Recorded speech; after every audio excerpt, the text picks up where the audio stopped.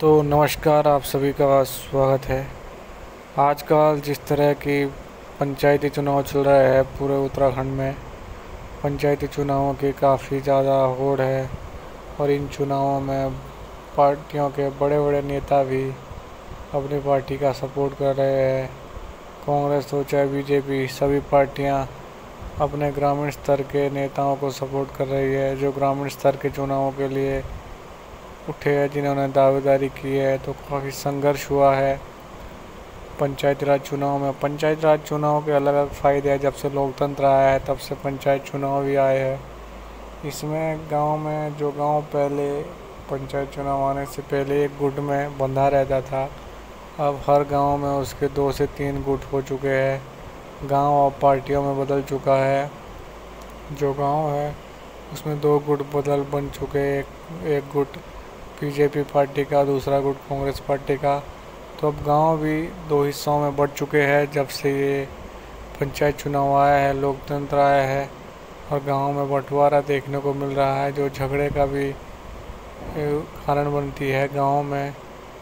चूँकि भारत की 80% जनसंख्या गांव में रहती है तो गांव का विकास होना ज़रूरी है। लेकिन इस लोकतंत्र के पास विकास की तो बात दूर है, लेकिन गांव में झगड़े ज़रूर हो गए हैं। गांव 2 गुटों में बंट ज़रूर गया है। लेकिन प्राचीन जो हमारी संस्कृति व्यवस्था थी वो काफ़ी मजबूत थी। गांव के लोग एक साथ मिलकर रहते थे और गांव में कोई झगड़ा नहीं होता था, शांत माहौल हुआ करता था। परंतु जब से ये राजनीति आई है, जब से ये गांव में चुनाव होने लगे हैं, तब से सब कुछ चेंज हो गया है, सब कुछ बदल चुका है। और इस तरह से बदल गया है कि कुछ कहना ही नहीं सकते कि अब आगे क्या होगा, क्योंकि चुनाव हो रहे हैं, राजनीतिक तंत्र बदल रहे हैं और इन चुनावों के चलते भी लगातार एक दूसरे को मतदान होते रहे हैं।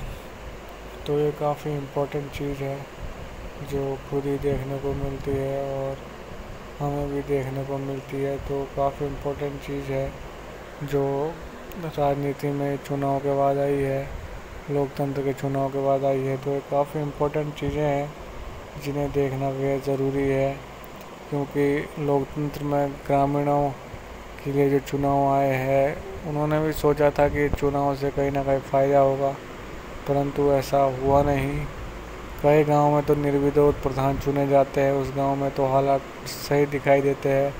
परंतु जिस गांव में फ़ाइट होती है, एक छोटा सा गांव, उस गांव में 2 हिस्सों में बढ़ जाता है।